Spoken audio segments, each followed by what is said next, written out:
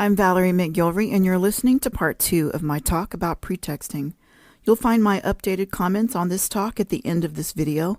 You'll also find related links in the description below. Turn on notifications to be alerted to future parts of this talk. So now Harvey Cox, and of course I'm sticking to Texas, okay, because I'm in Texas. Harvey Cox is an attorney who wrote a book about enforcing judgments in Texas. There's other books about other states from other attorneys, and they're all good. I try to read them all, and of course I'll buy a book if I have a lot of judgments or even one judgment in that state, because I need to learn all about it, because I do everything myself. I don't hire attorneys, and I don't buy judgments in states where you have to have an attorney to collect. I don't consider that to be a good buy. But Harvey Cox writes about how to determine if a bank account exists. And he actually is an attorney, okay, who says to send them a check and see where it gets deposited. Well, I wouldn't really do that nowadays, although there might be some cases where they could, but there are so many different apps that are not formal bank accounts, a brick and mortar bank, where you can take a photograph of your check and deposit it. Those accounts can be garnished, and I guess you would know by mailing a check. So I just solved that puzzle. So I guess maybe I'm wrong. I'm gonna go back on that statement. So yeah, you could do the fake check, but according to some other laws, it's a pretext, and it's really not allowed. So so let's see. I'm just looking through this book for inspiration. Okay, so this is something that I used to do. This is good information also. A lot of people pull Carfax. I've talked about bigcarfax.com in the past. A lot of vendors use it. A lot of new car dealerships use it. A lot of auto auctions always pull the Carfax and auto check for their prospective buyers on their cars that run through their auction. And so so the information that you get from a Carfax on a vehicle can help you figure out where someone is. So I was helping somebody try to figure out what state a bond jump was in quite a few years ago, and I thought that Carfax would help me because they knew what kind of vehicle he was driving. So I went on and I saw that he had his tires rotated at a garage in North Carolina, and I thought, well, that's interesting. And it was a small garage. It wasn't a big like nationwide dealership. So here's the thing. I didn't get that from Carfax. I got that from mycarfax.com, which is free. And it gives you an idea of, or it tells you when the registration is up. It tells you recalls on the vehicle. It also tells you address of the shop, in the name of the shop, address and phone number. It's all automatic. Of course, people can put their own notes in, but I don't think those are shared, across the board. So like with other users. So this is what I used to do, and I don't do this anymore just because I don't have time to, and I don't use mycarfax.com as much as I used to, because like I said, my databases are really good, so I just have no need. But when I was an insurance adjuster, I called all these dealerships to get invoices sent to me for work that was paid for on the vehicle. So if a vehicle is totaled out and you appraise the vehicle, you are telling your claimant how much that your policy will pay. If they say, no, but I just had work and such done, you can actually get the invoices that proves the work was done to help raise the value of the vehicle, and it does, so that that claimant can get paid for it. They won't get reimbursed on the work that they did on the vehicle, but it does raise the value. So I would call dealerships, and I just got such a runaround for so many years, this and that, and you don't get any play from anybody unless they're a service manager. So if you're going to do that pretext, So I'm asking for the service manager without going through anybody else. And I leave a message, and I'll give them my fax number, and I'll tell them I'm an insurance adjuster, and there's a claim on the vehicle. It's a total loss, and I need their invoice by 5 p.m. tomorrow, or I cannot factor that in on a claim, to pay a claim. And I give them a deadline to do it, because I'm not going to sit around and call again over and over and over again. As an adjuster, you've got 500 cases or 600 cases or even more maybe of these deals where you have to get through them. You got to get them worked. You got to close them. You know, your value to your employer is to close claims quickly, efficiently, and correctly. And so that's what I did. And 80% of the requests were filled. And on the invoice, it has a phone number and usually an address for the vehicle, for the person who owns the vehicle or the person who brought it in for service. So I haven't talked about that pretext a lot. It works like a charm. Like I said, 80% is a good stroke. And then even just knowing, you know, if you're on the legal side, if you're an attorney or you're working with an attorney, just knowing that that's there, you could just send a subpoena, an information subpoena for that invoice and all the information. You can also ask for how it was paid. If it was paid by check, see if you can get information about the check. You just need a routing number, you know, you don't need an account number. So there's that. And let's see, let me go here. So, the insurance service office. So ISO is really expensive to get a report for. There have been a couple of companies that sold ISO reports for like $500 a piece. And it just made me mad. You know, why are they doing that? Are they even authentic? How does anybody know? How do you know? You don't. You're just trusting whoever gives it to you. So underwriters will give access to private investigators, but they're only allowed to use it for the claims, to investigate their claims, not anybody else. So this is what I did. Hate me, love me for doing this, I don't care. This is what I did. I called somebody who I knew worked for ISO. And I said, this company is selling ISO reports. And I showed them the advertising, I showed them the emails.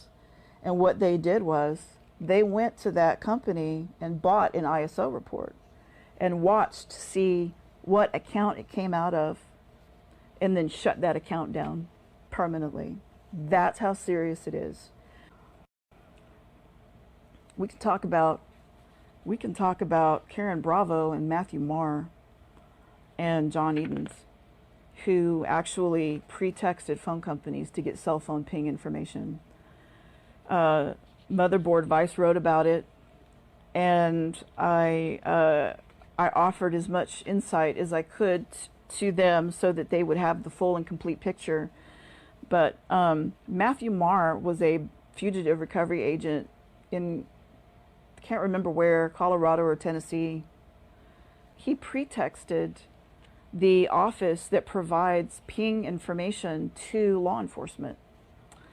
So I'm gonna overstep the whole entire thing I'm about to tell you. I'm gonna tell you that a lot of police departments are now not getting cell phone pings that are triangulated, which means they refresh the signal from the target phone to see what closest 3 towers the signal snaps to, and then they decide or then they calculate, or the computer system calculates the distance by the strength of the signal from the phone to those towers.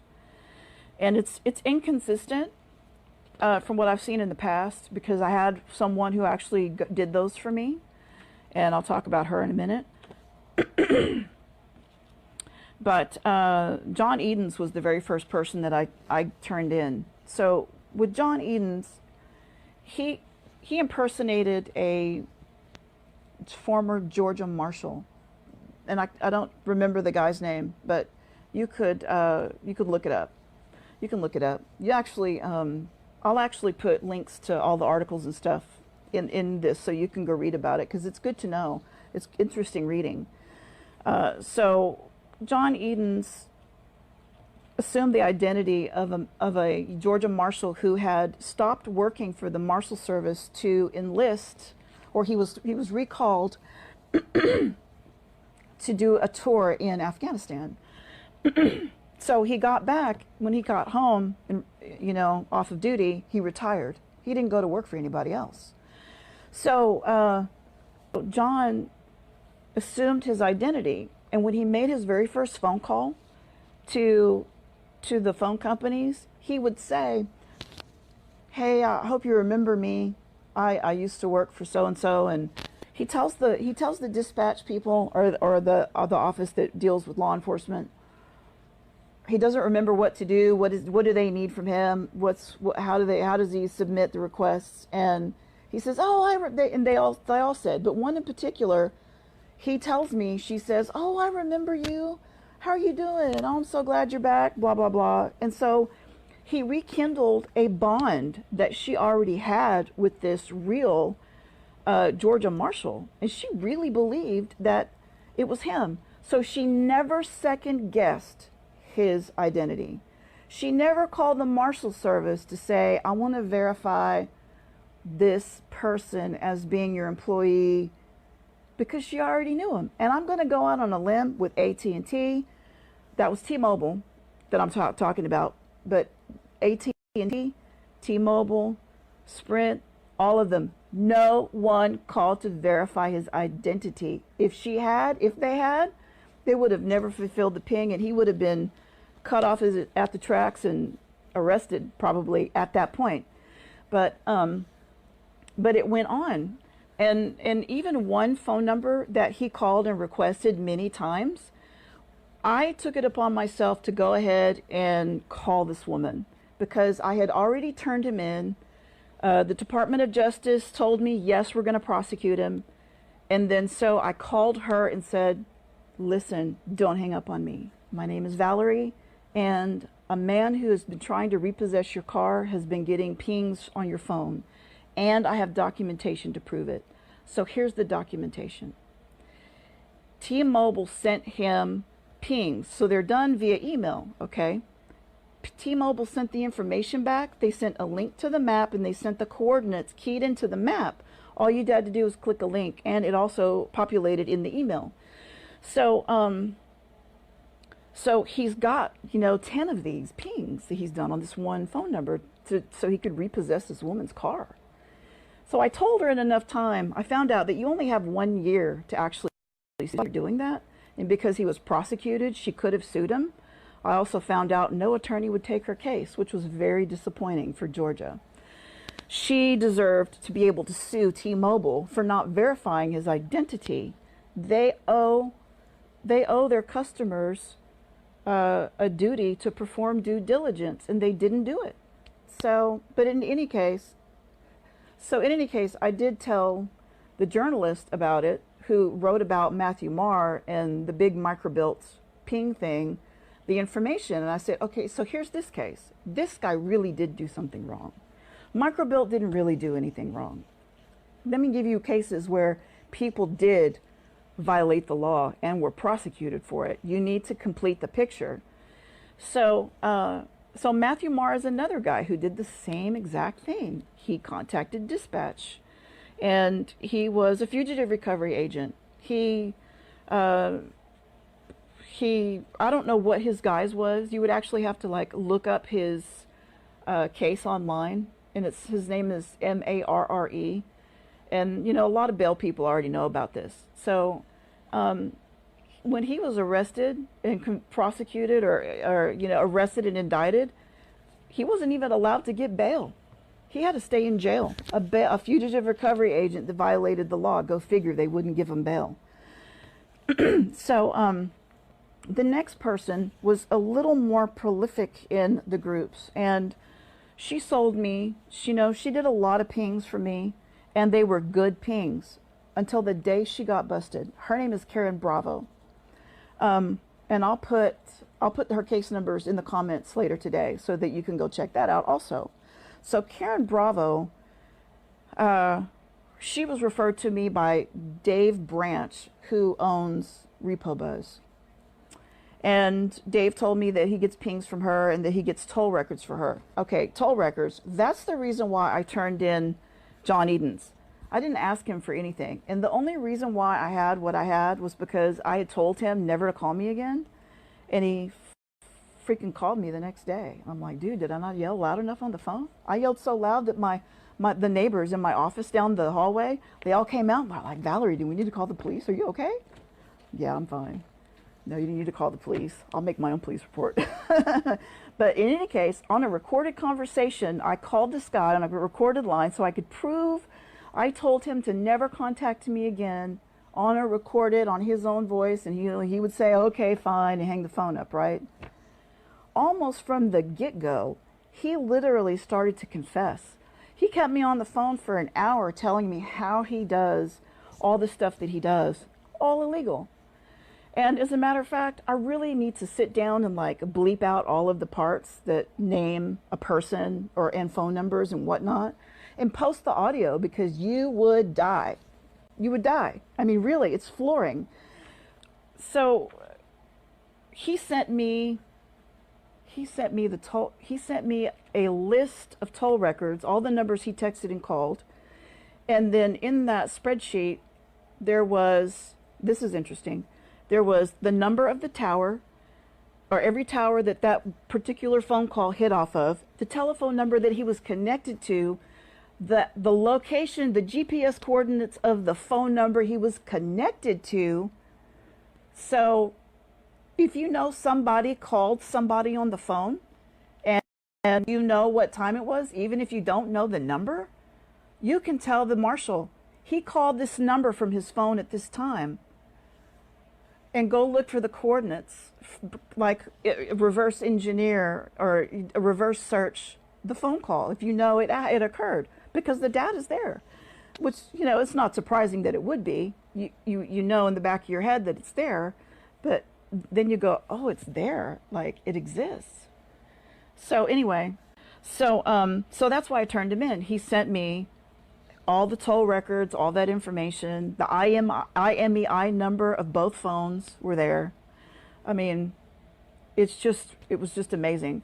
So Dave Branch gets these same exact things from Karen Bravo, and I thought, well, I don't really want that, but I definitely need pings occasionally. So I started offering them because they were good to my clients. Then all of a sudden, the pings are no good.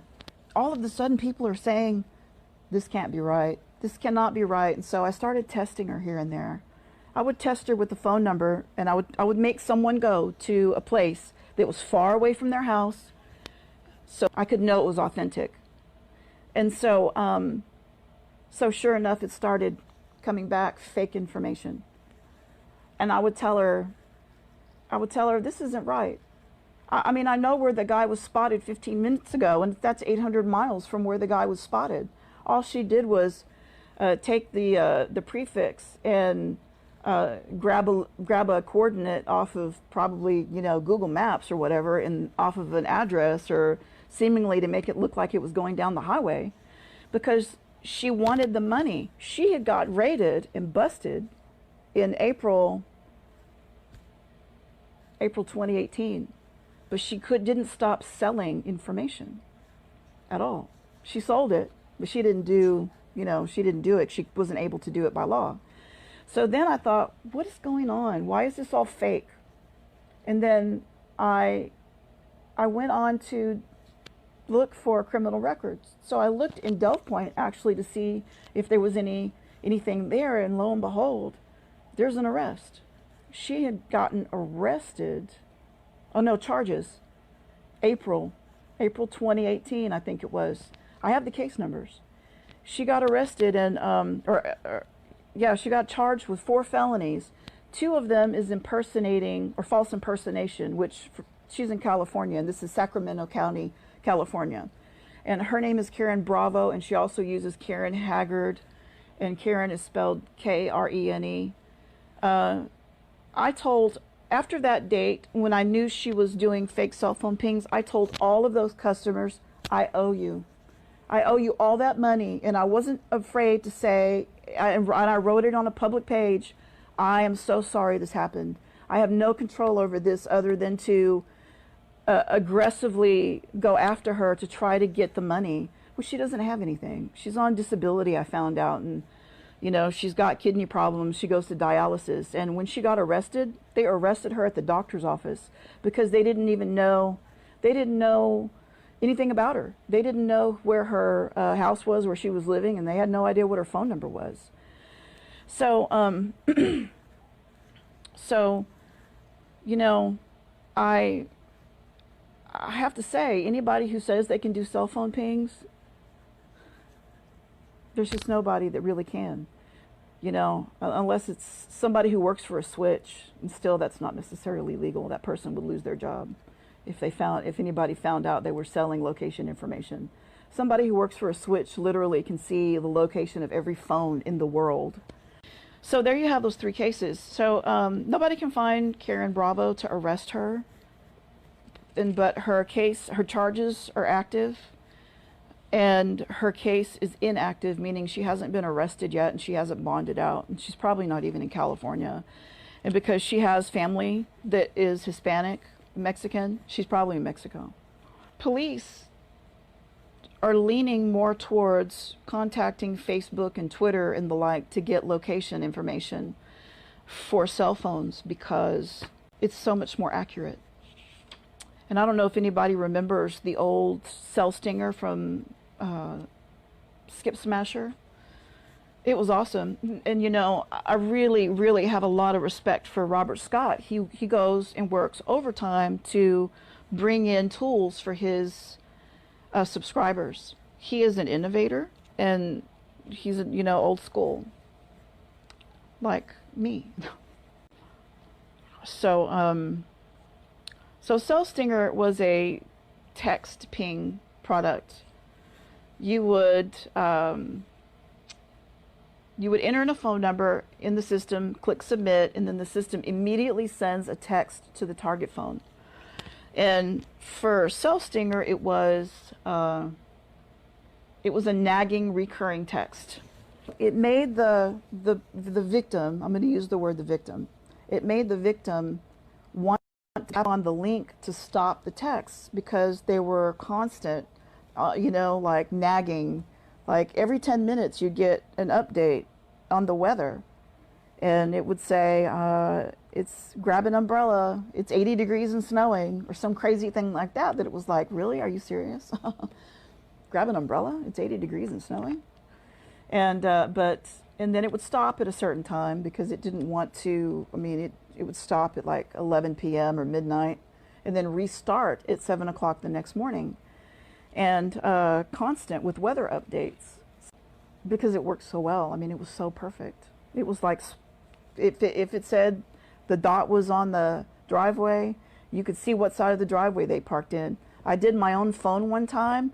It didn't just show me where my house was. It showed me where I was in this condo. I was sitting right here, as a matter of fact, and I'm like, wow, I'm sitting there. That's like right where my sofa is.